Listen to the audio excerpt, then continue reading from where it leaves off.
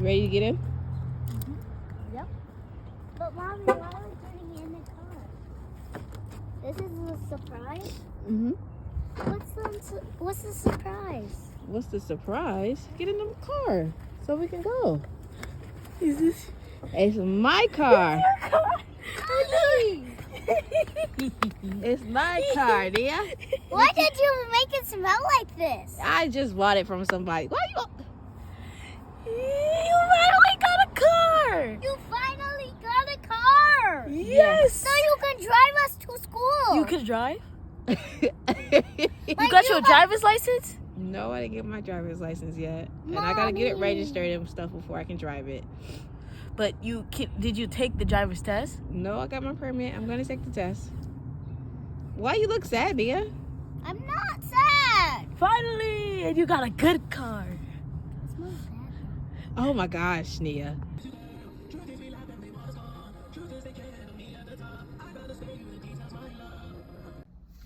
What's up, YouTube? Welcome back to my channel. This is Ebony. I have not done a full vlog in so long, but I have been posting reels. So you normally see me dancing on my reels doing outfit inspirations for work. But today I'm in a new location. I told you, if you listen to my podcast, I told you I had a surprise for you and I was going to do a video basically introducing my surprise. So my surprise is I bought a new car. Now it's not brand spanking new, but it's new to me. And if you know me in real life personally, you know that I have a fear of driving. I've never had a car. This is my first car. My first ever car. I have a Chevy Cruze and I got it off of Facebook Marketplace. Now, before you start saying, why would you get a car off of Facebook Marketplace? Why would you do that? That's scary. Absolutely. Now, the reason why I decided to go to Facebook Marketplace is because I can't afford car payments. I had enough to pay out of pocket for a car. And that's what I did. I have something on his. Oh, I had enough to pay out of pocket for a car, and this car didn't cost me that much. It was enough, but not that much, if that makes any sense. But yeah, this is my first car, and actually I'm gonna do a story time for y'all to understand why this is my first car and why it took me so long to even think about buying a car, driving, and all of the things. Now, probably inserted some clips before starting the video, and you'll probably see my kids getting excited because they know I don't drive and they know that I don't have a license. That's another part of the story.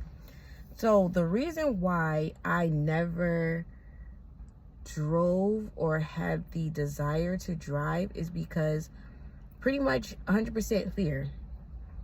Now, people have been telling me to drive, or you should drive, you should get your license for years.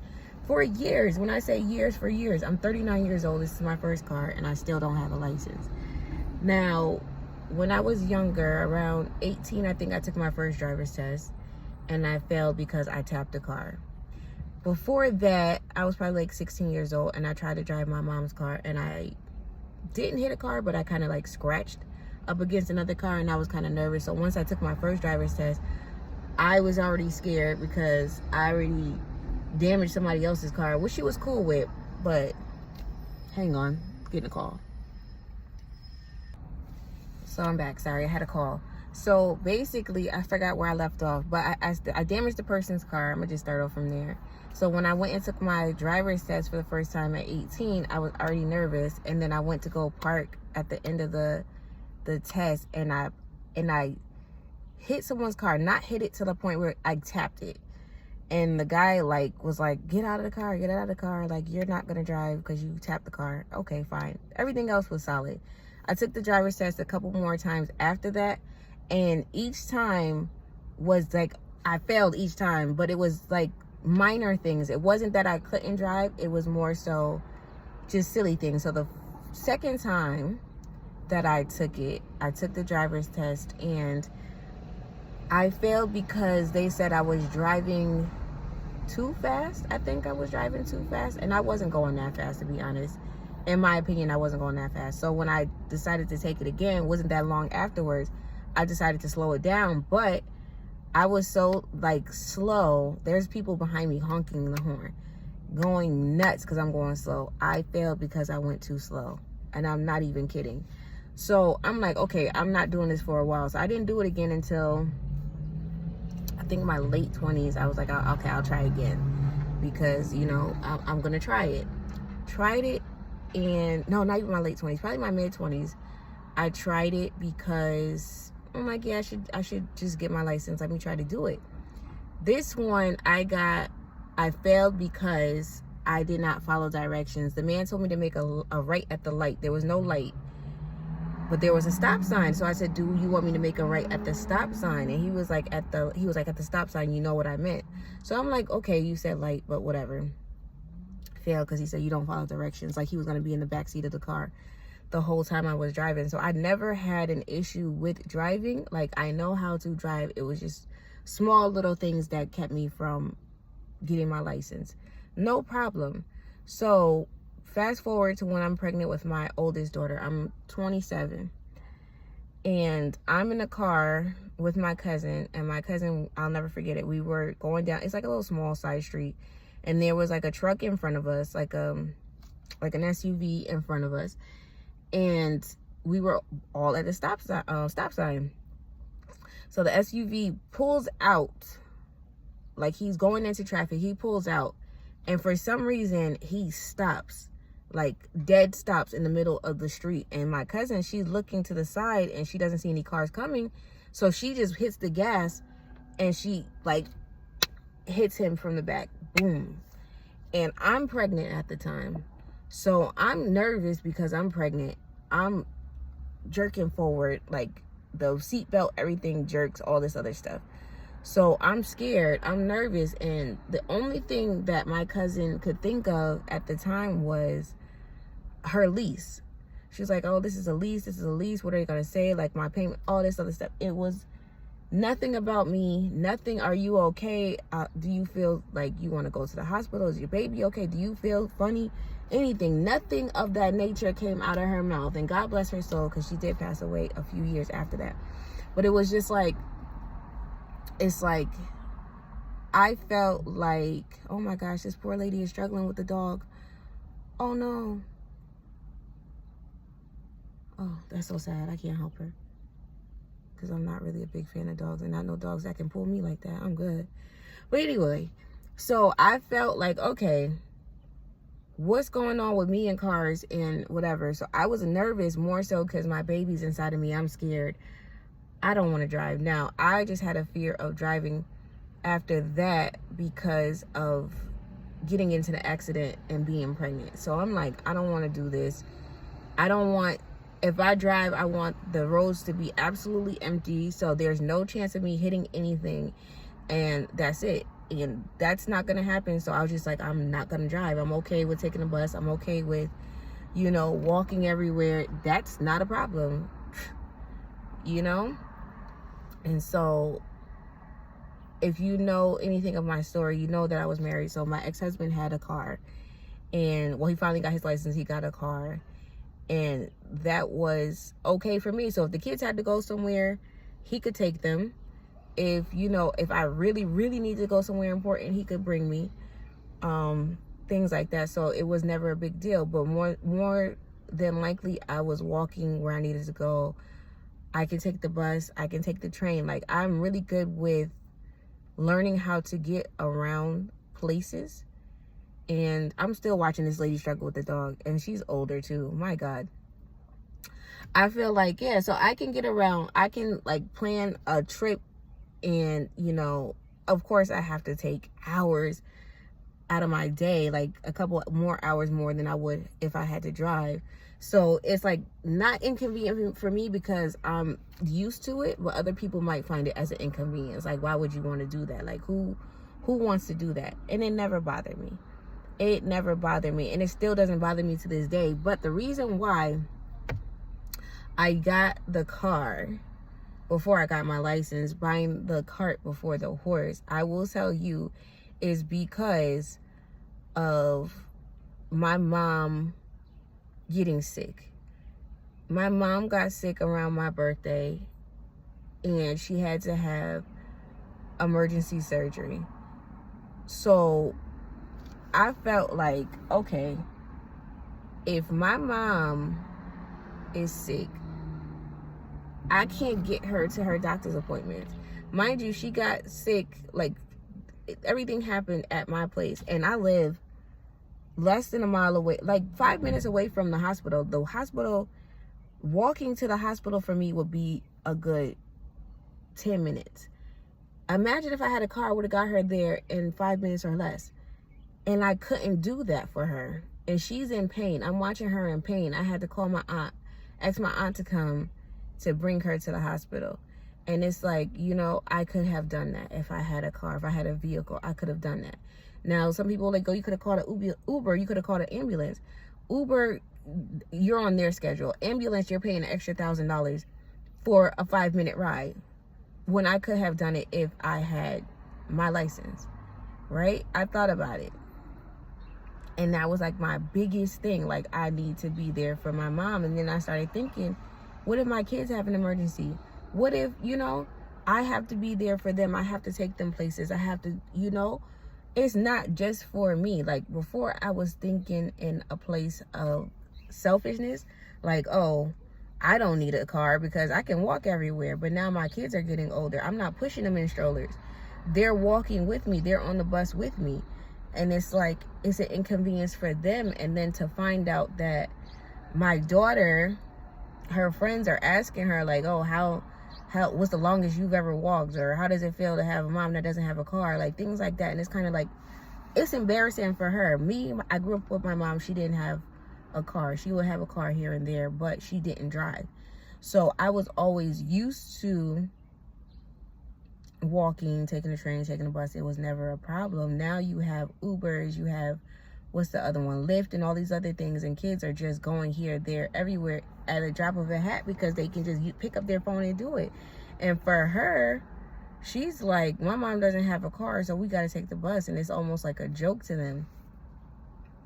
And so I have to come out of my selfish place and say to myself, like, all right, I got to do it for my kids, not just for myself and my mom. I got to do it for my kids too.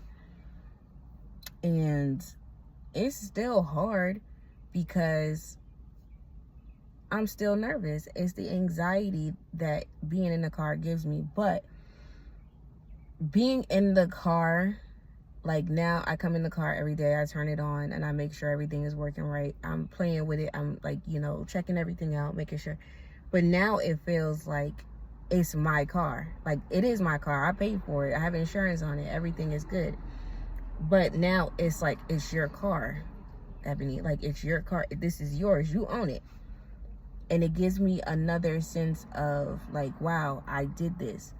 And not because no one told me to do it. Like, everyone was telling me to do this. Like, my whole adult life, people were telling me, get a car, you need a car, you need a car. But I finally did it on my own time. And I think that's what makes me feel a lot better about it. Like, I was able to say, okay, it's time for me to do this. Like, it's time for me to get a car. It's time for me to, you know, grow up in that sense. And for me, I feel like it's like one of the biggest accomplishments to date. Other than having my kids, like, this is one of the biggest accomplishments to date. Like, I was reflecting on the things that happened in the past year. Like, the past year, I was in school. I was able to get my associate's degree. At first, I was just like, it's an associate's degree. I'm watching other people getting their bachelor's and masters.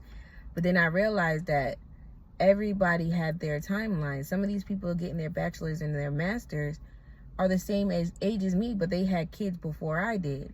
I had kids a little bit later, so they were able to go back faster than I did and get their bachelor's and their masters. And even if it's just an associate, it's something that I accomplished. Like, I did it on my own as a single mother for the first time. This was right when my divorce was happening that I went back to school. When the separation happened in the middle of the divorce, I was back in school doing classes. I actually missed my final exam for my environmental science class, and I still passed it with a B. I felt like so accomplished. Now I'm thinking of other things that I did within the past year. I got a new job. I switched jobs, and I'm working not in the same town that I live in. Like, I'm so used to working like locally. I actually told myself, like, you can do this. You can go and venture out, because, you know, it's more money for you in the long run. Is going to be better for you. I can always transfer back, but going out of my comfort zone, leaving a job that I've had for almost 9 years and saying I'm going to go somewhere new and learn something new, almost 40 years old, that's another big accomplishment for me. And then this, buying a car, was huge. It was a huge deal, and everything happened on my time when I wanted it to happen. I didn't say, oh, anybody else is telling me to do this. I want to, you know, get this done because somebody else told me to do it. No, I did it on my own time. I said, let me do this when I'm ready. And I was ready to do all of those things, and I accomplished all of them in less than 1 year. And there's other things that I want to get done in the next year, and I have to really put my foot down if I'm going to get it done. But at the same time, I'm learning that even if you have a set timeline or a set time in mind, if it doesn't happen in that time frame, it's okay. It doesn't mean that you failed. It doesn't mean that you didn't accomplish something. You still set a goal, and you can still accomplish that goal. It just may take a little bit longer. It might not even take as long as you thought. It might happen beforehand. But the fact that you sit down and you speak something in your mind that you want to happen, not a bee in here. Oh my God. Y'all, there's a whole bee in here. Please get out. Thank you. Sunroof getting closed. Oh God, I gotta turn the car on. So you have to understand that, like, there are goals that you have, and you're gonna set goals, and and some of them may happen, some of them may not happen. You don't know. But the fact of the matter is, you just have to do it, and you have to be okay with failure sometimes. It's okay to fail. But yeah, so my advice for buying a car on Facebook Marketplace, I'm like jumping everywhere, but my advice for buying a car off of Facebook Marketplace, don't have your mindset on one car. Because I had my mindset on, I wanted a Honda, what did I want? I wanted a Honda CRV. Then I was thinking, whatchamacallit? There was another one that I wanted. I can't think of the name. I can't even think of the name. But I wanted 2 cars, and then I was looking at other cars, and I'm like, oh, maybe I want this one, maybe I want that one, maybe I want this one, maybe I want that one.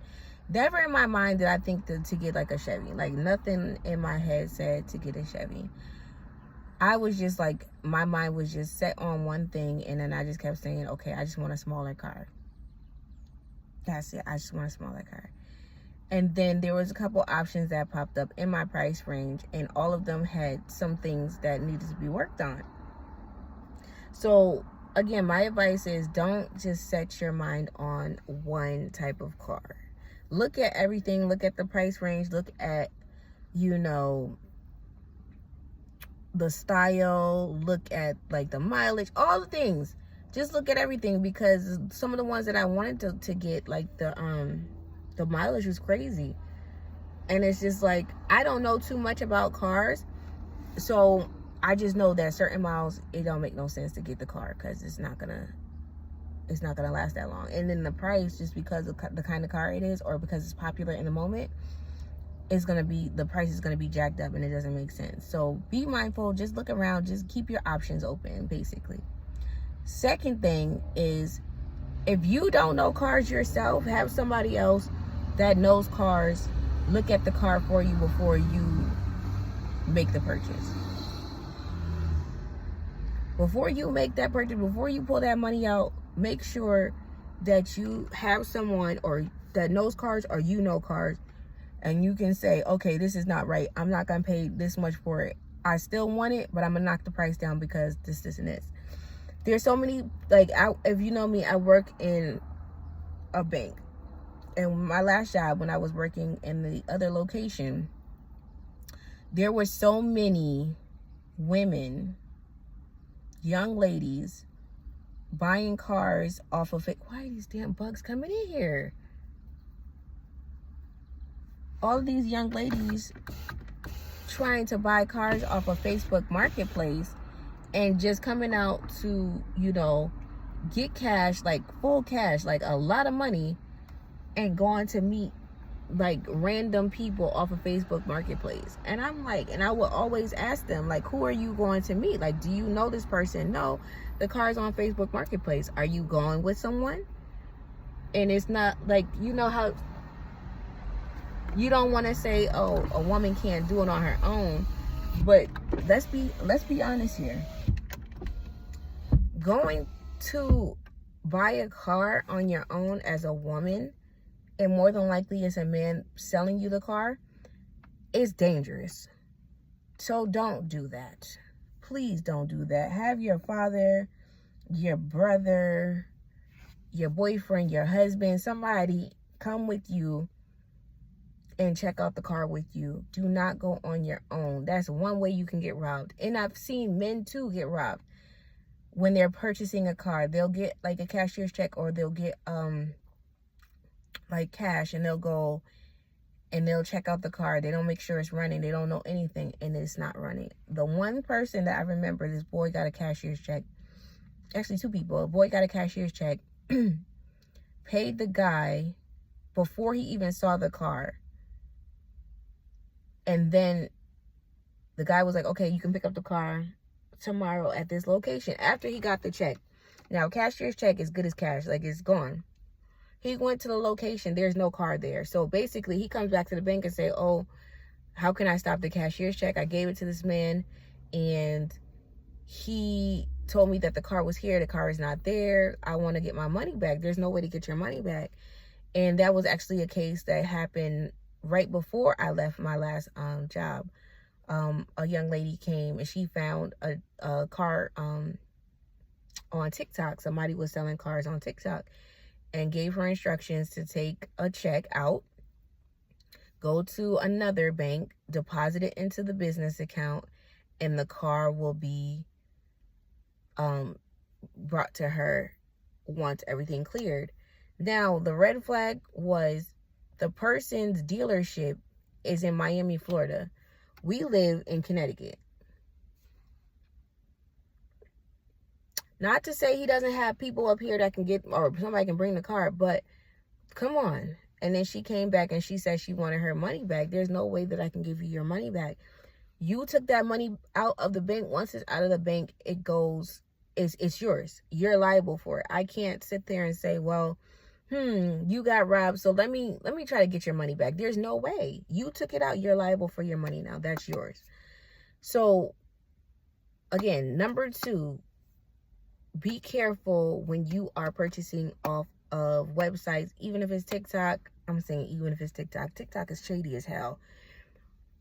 If you're shopping off of TikTok, if you're shopping off Facebook Marketplace, if you're shopping off whatever website, somebody just like a private someone, go with someone that you know that knows cars. Go in there with common sense and make sure you see the car first before you pay anything. So again, it's important for us ladies to have a man with us that's going to help. If you don't have a man with you to help you, bring 2 of your friends. some mace or whatever. If you feel like something is uncomfortable, get up out of there. It's not that serious. A car is a car. You will get another one. Get out of there. Lastly, my advice to you is just enjoy your car. When you get it, enjoy it, because it's yours, especially if you buy it outright. If you decide to buy it from a dealership, make sure you look at contracts. I can get into that all day. But if you buy your car outright, it's yours. Enjoy your car. Like me, I've been on Pinterest thinking of, ideas of how I'm going to decorate the inside of the car. It's a project for myself, and it's a project for my daughters too, to like make it look nice, because this is our car. It's not just mine, it's for us. Also, the naming, if you name your car, I think that's pretty cool. I always think that's pretty cool. I named my car, and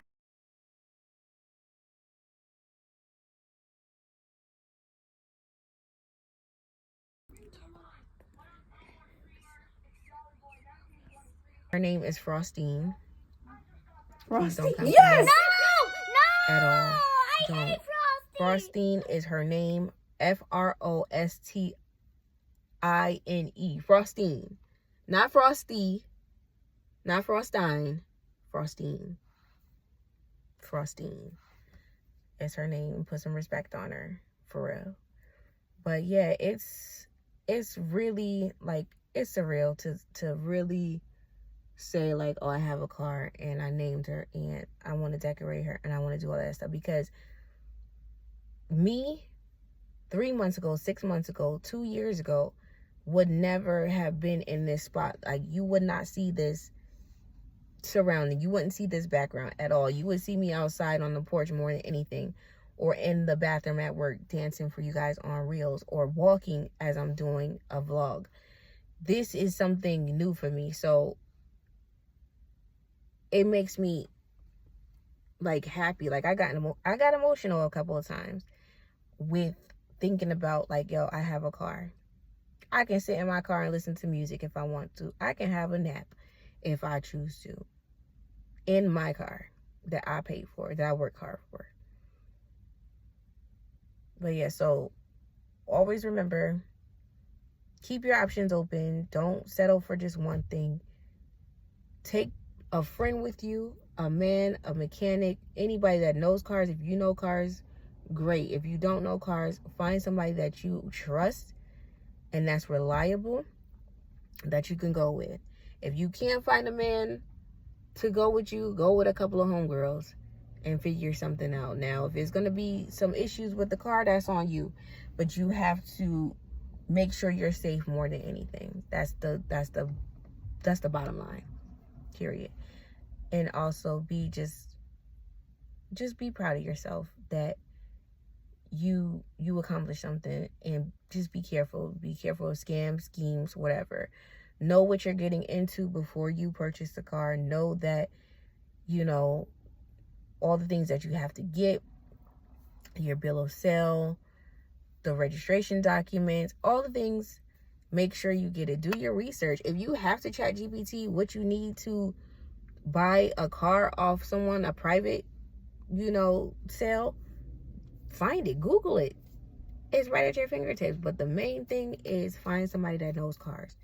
Find somebody that knows how to fix cars, that knows cars, knows when it turns on and it's making some weird ass noise.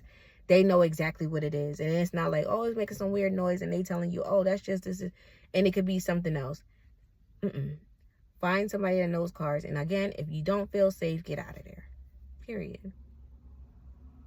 But yeah, so I'm going to conclude this video because I was told to try to get used to the car. So just pull up and pull back into the space. I don't know if I'm going to, I should vlog that part. It'll probably be separate from this, but do that so I can get comfortable. Do it a couple of times and get comfortable. And that's exactly what I need. I just need practice. That's all. I need to practice. And when I practice, I think that I will get more comfortable. Because again, I told y'all, I'm still nervous. I'm not as scared as I was before because I know this is what I have to do. But nervous I am. And you never want to encounter a nervous person on the road. More than likely, they're the ones that's going to cause the accident. So, that being said, I'm going to go ahead and try this. And hopefully I make another vlog. I will try. I'm not going to give a timeline, but I will make another vlog because I like doing this. I like talking to y'all. So, with that being said, I'm going to try it. Y'all, I'll probably record it so you can see. And, yeah. Bye.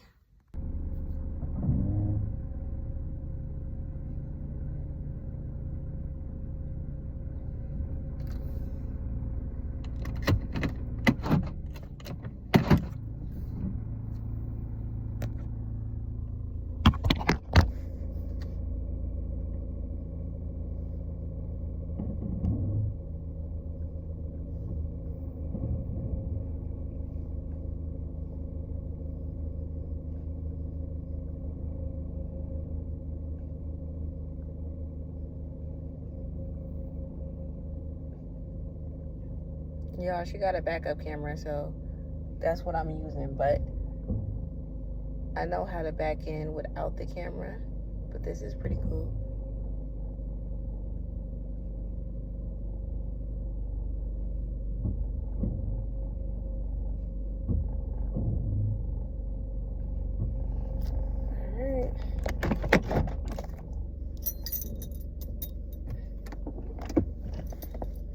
And I always put the safety brake on